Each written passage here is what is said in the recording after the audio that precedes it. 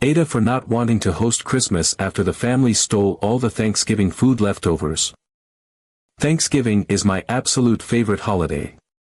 There's something special about it, the togetherness, the food, the cozy feeling of everyone gathered under one roof.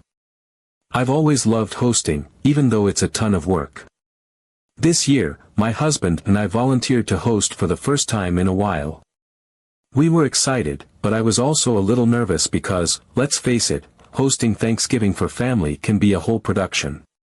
Still, I dove in head first because, in my mind, if you're going to do something, you might as well do it right. I started planning the menu weeks in advance. I wanted to stick with the classics, so we went all out: 2 turkeys, 1 roasted and 1 smoked, a honey-glazed ham, 20 pounds of mashed potatoes, because honestly, is there even such a thing as too many mashed potatoes, 2 big pans of dressing, sweet potato casserole, green beans, cranberry sauce, and gravy made from scratch. I even made homemade dinner rolls, which was a first for me. My husband teased me, saying it was overkill, but I didn't care. Thanksgiving is the Super Bowl of cooking, and I was determined to make it memorable. To help lighten the load, my in-laws brought dessert, and when I say they brought dessert, I mean they brought dessert. They showed up with trays of pies, pumpkin, pecan, and apple, cookies, and even some fudge. My kitchen counters were packed. It looked like a scene from a food magazine, and I was so proud of how everything came together. My husband and I were exhausted but happy. The table was set, the wine was chilled, and we were ready to welcome everyone. The day itself was nothing short of magical. From the moment I woke up early that morning, the house had been filled with the mouth-watering aroma of roasting turkey, buttery rolls, and the sweet, cinnamon-spiced scent of the sweet potato casserole bubbling in the oven. The kitchen felt like the heart of the home, warm and alive, every surface covered with dishes in various stages of preparation. As the day progressed, the doorbell started ringing in waves. First, my in-laws arrived, balancing trays of pies and desserts that seemed too beautiful to eat, followed by cousins, siblings, and their families, all carrying their own contributions or just their appetites. The house quickly filled with a kind of cheerful chaos that only happens on holidays. At one point, I stepped back and just took it all in. The kids were darting through the house, playing some kind of loud and entirely made-up game that involved a lot of giggling and shouting. The adults were clustered in little groups, sipping wine and catching up, the air filled with overlapping conversations that I could only half follow. In the dining room, someone was reminiscing about past Thanksgivings, while in the living room, my husband was deep into a discussion about football with his brothers. The hum of voices and laughter created a kind of background music to the day. It was the kind of noise that fills a house with life and reminds you why you go through all the effort to host in the first place. Then came dinner, the main event, and it couldn't have gone better if I'd scripted it. The food was laid out buffet style on the island, every dish steaming and ready to serve. As everyone piled their plates high, I couldn't help but feel a rush of pride. When we finally sat down, I glanced around the table and saw faces glowing with happiness and gratitude. People were digging into the food with gusto, passing bowls and platters, and occasionally exclaiming how good something was. The turkey was moist and flavorful, the mashed potatoes were silky smooth with just the right amount of butter, and the dressing, well, let's just say there were plenty of compliments flying around. The gravy, which I had stressed over, turned out perfectly rich and savory, and I was secretly thrilled every time someone poured it liberally over their food. At one point, my husband stood up to make a toast, and for a moment, the room quieted. He thanked everyone for coming and for being part of our lives, and then he raised his glass, encouraging everyone to share what they were thankful for. One by one, people chimed in with heartfelt words about family, health, and happiness, and I felt my chest swell with warmth. It was one of those moments that felt straight out of a movie, where everything aligns just right, and you think to yourself, this is what holidays are about. This is why we do this. After dinner, the energy shifted into that comfortable post-meal haze. People loosened their belts, leaned back in their chairs, and started to break off into smaller groups again.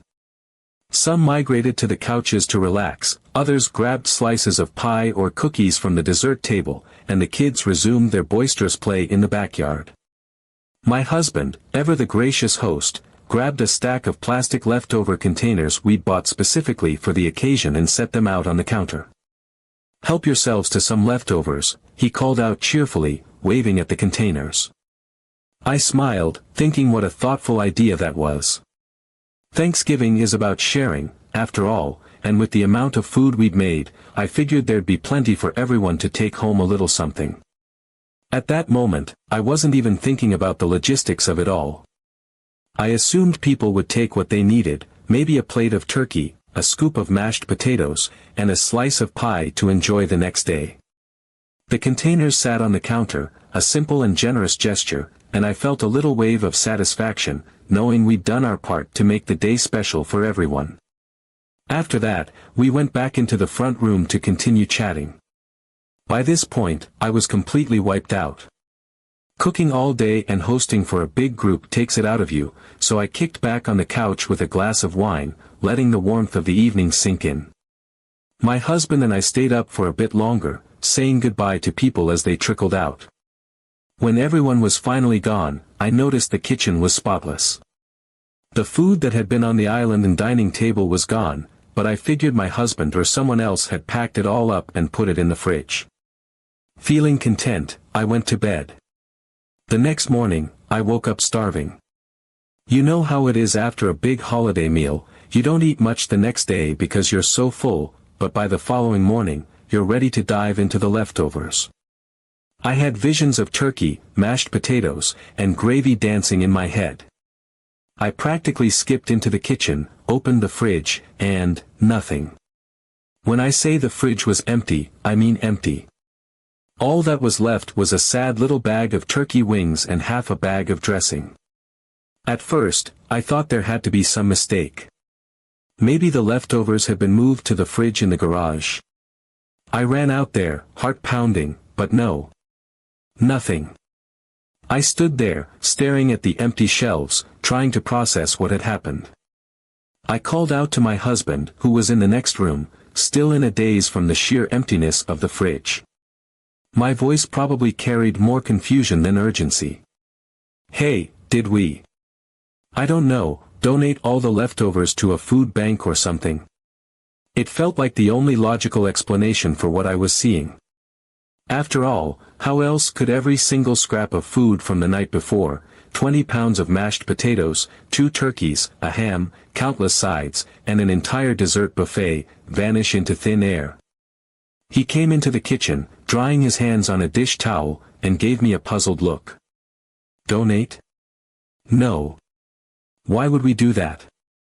He paused, scanning my face for clues about why I was even asking. "What are you talking about?" I gestured toward the fridge with a dramatic wave of my hand. "It's gone. All of it. There's like, a bag of turkey wings and half a bag of dressing left. That's it." My voice cracked slightly as the realization sank in all over again. His brows furrowed, and for a split second, I could see the gears turning in his head as he tried to make sense of what I'd just said. Then, with an almost casual shrug, he said, "Oh, I did see Joe and his family packing up a ton of food last night." It took a moment for his words to register, and when they did, it was like a punch to the gut. My stomach dropped. "Wait, what?" I managed to get out, my voice rising slightly. I felt a mix of disbelief and creeping dread. He leaned against the counter, clearly oblivious to the storm brewing inside me, and started explaining. "Yeah, they were packing up leftovers after we set out the containers. I thought it was fine because, you know, we told people to help themselves." I stared at him, trying to keep my jaw from hitting the floor. "How much did they take?" I asked, my voice a little sharper now. Something about the way he hesitated before answering told me I wasn't going to like the response. "Well," he started, rubbing the back of his neck, "it was, a lot. Like, they weren't just filling a plate or two. They had gallon-sized Ziploc bags. They were scooping turkey, mashed potatoes, and dressing into them. I think I saw them with dessert trays, too, like the pies your mom brought. And those cookies. I blinked, struggling to process what he was saying. Wait. You're telling me they packed up gallon bags of food? And took the desserts, too? Even the stuff that wasn't ours? He nodded slowly, looking a little sheepish. I mean, yeah. I thought it was a bit much, but we said people could take leftovers, so I didn't want to say anything. I figured you knew. My hands were gripping the edge of the counter now, my knuckles white. 20 pounds of mashed potatoes, I said, almost to myself. 2 turkeys. A ham. 2 pans of dressing. Desserts. And you didn't think to ask why they were cleaning out the entire spread? He looked at me, genuinely confused. I just assumed they were taking some for their family and maybe to share with other people. I didn't think they'd take everything. He paused, then added, did they really clear out all of it? I didn't answer him right away. Instead, I opened the fridge again, almost as if I expected some magical portal to suddenly appear with all the food safely tucked away inside. But of course, there was nothing, just those sad turkey wings and the remnants of the dressing, sitting there like the remnants of my good mood. Finally, I turned back to him, trying to keep my frustration in check. Yes, they cleared it out. There's nothing left. Nothing. My voice cracked again, this time from a mixture of anger and exhaustion. Do you have any idea how long I spent cooking all of that? Do you know how much food there was? I thought leftovers meant, like, a plate or 2 for lunch, not an entire week's worth of meals for a family of 4. He sighed, clearly uncomfortable now. I'm sorry, I didn't realize it was that bad. I just figured they were being, efficient. Efficient? I repeated, incredulous. Efficient is bringing a Tupperware for a couple of slices of turkey. Efficient is not showing up with industrial-sized freezer bags and wiping out an entire Thanksgiving dinner. I was floored. Sure, we'd said people could take some food, but I thought it was obvious that meant a reasonable amount. A plate or 2, not the entire meal. I couldn't believe the audacity. This wasn't just taking a little extra for lunch tomorrow, this was outright looting. 20 pounds of mashed potatoes don't just vanish. They'd taken everything. Everything. I was furious. I couldn't believe someone would be so inconsiderate. It wasn't just about the food, it was the principle. I'd spent days planning, shopping, cooking, and cleaning to create a meal for everyone to enjoy together, and they treated it like a free-for-all. To make matters worse, they didn't even bring much to contribute. They showed up, ate their fill, and then cleared us out. Now, I don't know what to do. Christmas is coming up, and I'm supposed to host again, but I honestly don't want to. I'm still so bitter about what happened. Hosting is a labor of love, and I enjoy doing it, but this experience has left such a bad taste in my mouth. My husband thinks I'm overreacting, but I feel like my generosity was completely taken advantage of. Am I being unreasonable? Or is this as outrageous as it feels to me? Update 1. After staring at the empty fridge, I kept replaying my husband's explanation in my mind, trying to grasp how someone could have the audacity to pack up nearly all of the food from someone else's Thanksgiving dinner. It wasn't like I had offered up an entire catering service, I'd simply told people to take some leftovers, assuming they'd have the common sense to leave enough behind for the hosts. But Joe and his family? They hadn't just taken a little, they'd cleaned us out. The more I thought about it, the angrier I became. It wasn't just the food itself, although that was a huge part of it. It was the sheer entitlement, the lack of consideration, the blatant disregard for the time, effort, and money that had gone into preparing that meal. I had spent days planning, shopping, cooking, and stressing to make sure everything was perfect, and now I was left with a fridge so empty it might as well have been the day before grocery shopping. Meanwhile, Joe's fridge was apparently overflowing with the fruits of my labor. The audacity was almost comical, almost. I paced around the kitchen, trying to decide what to do. My husband, sensing that I was on the verge of a meltdown, quietly retreated to another room, leaving me alone with my thoughts. At first, I considered letting it go. After all, it was just food, right? But the more I thought about it, the more I realized it wasn't just about the food. It was about respect, or, in this case, the complete lack of it. I couldn't let this slide. I had to say something, if only to make sure this kind of thing never happened again. So, I grabbed my phone and scrolled through my contacts until I found Joe's number. My hands were shaking slightly as I hit call, but I was determined to confront him. As the phone rang, I took a deep breath and tried to steady my nerves. When he answered, his voice was cheerful, almost smug, as if he'd just woken up from the best night's sleep of his life. It made my blood boil. I started off the conversation casually, asking how he was doing and if he'd enjoyed Thanksgiving. He responded enthusiastically, saying it had been great and that he and his family had eaten well. He even thanked me for hosting such a wonderful dinner, which only added fuel to the fire. I could feel my irritation bubbling to the surface, but I forced myself to stay calm, for now. That's when I made the comment about his refrigerator, trying to keep my tone light even though I could feel my irritation bubbling just beneath the surface. I asked if his fridge had broken yet from the sheer weight of all the food he'd taken home. It was a subtle jab, one that I hoped would nudge him toward some self-awareness without escalating things right away. But to my absolute astonishment, he laughed. Not a nervous laugh, not an apologetic laugh, an actual, hearty laugh, like I'd just told him the funniest joke he'd heard all year. "Oh no," he said, his voice practically oozing smugness, "it's fine. I managed to fit everything in really nicely. You should have seen it, it's packed, but it's all organized perfectly." He sounded almost proud of himself, like he thought he deserved a gold star for refrigerator Tetris. I could picture him standing there in front of his fridge, admiring his handiwork with a self-satisfied grin, utterly oblivious to how absurd the situation was. The audacity of his response hit me like a slap in the face. It wasn't just that he had taken so much food, it was that he seemed completely unbothered by it. No guilt, no shame, not even the slightest acknowledgement that he might have gone too far. I couldn't believe what I was hearing. Who does that? Who takes so much from someone else's table, then brags about how well it all fit in their fridge as if they'd accomplished something?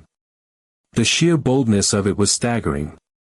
My mind raced as I tried to decide how to respond. Part of me wanted to keep it civil, to give him a chance to realize how wildly inappropriate his behavior had been. But another part of me, the part that was still staring at an almost empty fridge that morning, wanted to let him have it. I didn't hold back. I told him, bluntly, that I was absolutely shocked by how much food he and his family had taken. I explained that while we had generously offered leftovers, we had never intended for anyone to clear us out completely. I described the moment I opened my fridge that morning, expecting to find enough food to feed us for at least a couple of days, only to discover that nearly everything was gone. I painted a vivid picture for him, my empty shelves, my incredulous stare, the sinking realization that the entire feast we had prepared with so much love and effort was now sitting in his fridge instead of ours. Meanwhile, his fridge, as he so proudly pointed out, was stuffed to the brim, overflowing with the fruits of my labor. I told him outright that his behavior was inconsiderate, thoughtless, and a complete abuse of our generosity. My words were sharp, but I didn't regret a single one. Someone needed to call him out, and if no one else was willing to do it, then I would. To my utter disbelief, Joe didn't seem the least bit fazed. He didn't apologize, didn't acknowledge that maybe, just maybe, he'd taken more than his fair share. Instead, he doubled down. He told me, with an air of casual indifference, that we had told people to help themselves, and that's exactly what he'd done. To him, it was that simple. He didn't see anything wrong with it because, in his mind, he was just following instructions. I was floored. How could anyone twist such a simple, well-intentioned gesture into an excuse to strip someone else's kitchen bare? The mental gymnastics he must have done to justify his actions were beyond me. It was as if the very concept of moderation or basic decency didn't exist in his world. I couldn't decide whether to be angry or impressed by the sheer audacity of his logic. I took a deep breath, trying to steady my voice, and explained, again, that when we said people could take leftovers, we had meant a reasonable amount. A plate or two, maybe even a small container for lunch the next day. Not gallon-sized bags filled to the brim. Not entire trays of dessert that other people had brought. I reminded him that Thanksgiving wasn't just a meal, it was a labor of love. I told him how much time, effort, and money had gone into preparing that feast, and how hurtful it was to see someone treat it like an all-you-can-eat buffet with a free-to-go option. And then I drove the point home. While his fridge was now overflowing with food that he hadn't lifted a finger to prepare, mine was completely empty. It wasn't just inconsiderate, it was downright selfish. I made it clear that his actions had crossed a line and that his lack of remorse only made it worse. But instead of apologizing, Joe laughed again. It wasn't the same hearty laugh as before, this one had a sharp, dismissive edge to it, like he thought I was being ridiculous. He brushed off my concerns, calling the whole thing absurd. "Come on," he said, his tone dripping with condescension. "You can't seriously expect me to bring all that food back. I've already put it in my fridge. What do you want me to do, pack it all up again and haul it over to your house? That's ridiculous." His words hit me like a slap in the face. Ridiculous? Was it really ridiculous to expect someone to show a little accountability for their actions? Was it ridiculous to ask for even a shred of respect after everything I had done to make Thanksgiving special? My heart was pounding, and my hands were trembling, but I refused to back down. I told him, as calmly as I could manage, that I was completely serious. What he had done wasn't just thoughtless, it was downright disrespectful. I said that if he had any decency at all, he would pack up the food he had taken and bring it back. I reminded him that it wasn't just his actions that were the problem, it was his attitude. The way he had so casually dismissed my feelings, as if they didn't matter, was almost worse than the act itself. There was a long pause on the other end of the line, and for a moment, I thought he might actually apologize. But instead, he let out a long, exasperated sigh and said, with barely concealed irritation, "Fine. If you're going to be so greedy about it, I'll bring it back. Happy now?" Before I could respond, he hung up, leaving me standing there with the phone still pressed to my ear, stunned by what had just happened. I couldn't decide whether to laugh, cry, or scream. The sheer gall of it all was almost too much to process. Joe had taken everything, acted like it was no big deal, and then had the nerve to call me greedy for wanting back even a portion of what he had taken. Update 2. I was still reeling from the conversation with Joe when I heard a knock at the door later that afternoon. My stomach churned as I walked toward it, half expecting him to show up with some kind of excuse or, worse, an argument. But when I opened the door, there he was, standing on my front porch with a smug expression on his face and holding several large, mismatched pots in his hands. His body language was casual, like this was just another errand he was checking off his to-do list. He gave me a pointed look and said, "Well, I kept my promise." I was taken aback for a moment, unsure of how to respond. My eyes flicked down to the pots he was holding. They were old, dented, and didn't match at all, clearly whatever he'd grabbed in a hurry from his own kitchen. I reached out and took one from him, suddenly aware of how heavy it was. When I asked him to bring back the food, I had envisioned him returning it in a somewhat organized manner, containers, trays, maybe even a few plates. What I wasn't expecting was, whatever this was. Curiosity got the better of me, and I carried one of the pots into the kitchen while he followed me with the others. Setting it down on the counter, I cautiously removed the lid. The sight that greeted me made my stomach churn.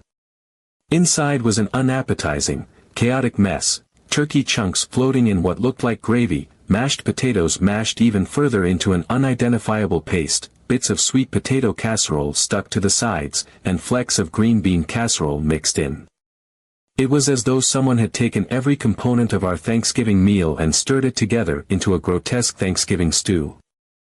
I opened the second pot, hoping against hope that it would be different, but it was more of the same. This one had pieces of ham swimming alongside cranberry sauce, dessert crumbs scattered throughout, and something that might have been dressing at one point but was now a soggy, unrecognizable mush. The third pot was no better, a similar hodgepodge of textures, colors, and smells that made my stomach turn. It was all just mixed together. Everything. The food I had spent days preparing with care and precision was now reduced to this sad, sloppy mess.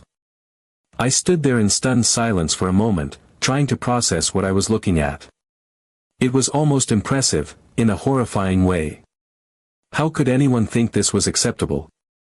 Finally, I turned back to Joe, who was leaning against the counter, looking completely unbothered. If anything, he seemed amused by my reaction, as though he had anticipated my shock and was reveling in it. I asked him what this was supposed to be, gesturing at the chaotic contents of the pots. He shrugged, that smug smile still plastered on his face, and said it was all the food he had taken. He explained, with an infuriating nonchalance, that he had thrown everything into these pots to make it easier to carry. My jaw dropped. Easier to carry? I couldn't wrap my head around it. This man had packed the food neatly into containers and bags when he took it from my house, so why was it suddenly too much trouble to return it the same way? The logic, or lack thereof, was baffling. I pointed out the obvious: nothing had stopped him from taking the food home in its original form. He had happily carted off trays, Ziploc bags, and even dessert platters without a second thought. But now, when it came time to return it, he decided it was too much effort to do the same. Instead, he had dumped everything into a few pots, completely mixing it all together, without any regard for what it had been or how it might look when it came back. Joe didn't seem to care. He smirked and said it wasn't his problem. I had asked him to bring the food back, and that's exactly what he had done. He wasn't about to go out of his way to return it in the same condition it had been when he took it. He had done what I asked, and as far as he was concerned, the matter was settled. He even seemed amused by his own ingenuity, as if the very act of dumping everything into pots and delivering it this way was a stroke of brilliance. I was utterly speechless. The sheer audacity of it was staggering. It wasn't just the laziness or the complete lack of consideration, it was the smugness, the way he seemed to take pride in reducing our carefully prepared Thanksgiving feast into this unrecognizable sludge. It was insulting on every level, a blatant display of disrespect for the effort and care that had gone into the meal. And yet, there he was, standing in my kitchen, laughing to himself as though he had pulled off some kind of masterful joke. He stood there for a moment longer, clearly waiting for me to say something. When I didn't, he let out a chuckle, turned on his heel, and walked out the door without so much as a goodbye. I heard the sound of his car starting and driving off, leaving me alone with the remnants of what was supposed to be a beautiful Thanksgiving dinner. The pots sat there on the counter, their contents a vivid reminder of just how far this situation had spiraled out of control. I felt a wave of emotions: anger, frustration, disbelief, and a deep sense of disappointment. This wasn't just about the food anymore. It was about the principle, about the sheer lack of respect and consideration that Joe had shown throughout this entire ordeal. I couldn't believe that someone in my own family could behave this way, and I couldn't shake the feeling that this was a moment I would never forget, for all the wrong reasons.